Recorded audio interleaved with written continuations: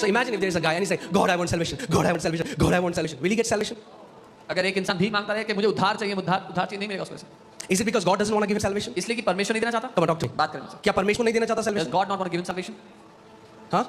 अच्छा, अगर वो व्यक्ति कहे ठीक है मैं 40 दिन उपवास करूंगा, So this man says, I'll fast for 40 days. will he get salvation? उद्धार मिल जाएगा उसको? तो फिर हम क्यों लोगों को बोलते हैं 40 डे फास्टिंग करो तुम्हें हीलिंग मिल जाएगी? Then why do we tell people fast for 40 days if you want healing?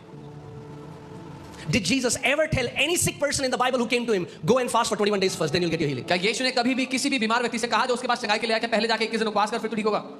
So इसका मतलब मुझे पता लगता है उद्धार गिड़गिड़ाने से नहीं मिलता। So this tells me salvation is not received by begging. उद्धार पाने का एक तरीका है। There is a way to receive salvation. जैसे उद्धार पाने का एक तरीका है, चंगाई पाने का भी तरीका है। Just as there is a way to receive salvation, there is also a way to receive healing. केवल गिड़गिड़ाने से नहीं होगा। Not just by begging, it won't happen by आपको begging. समझना पड़ेगा परमेश्वर का राज्य कैसे कार्य करता You'll है। have to understand how the kingdom of God works.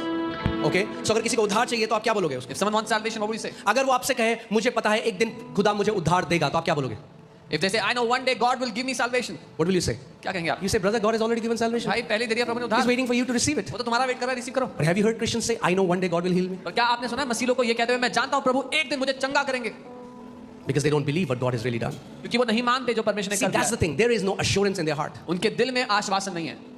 परमेश्वर कहता है पहले निश्चित हो जा कि मैंने ये कर दिया है तब तेरा चमत्कार आ जाएगा। People say first I'll be healed, I'll receive the miracle, then I will believe that I'll be assured that I've got it. God says first have the assurance and your miracle will come to you.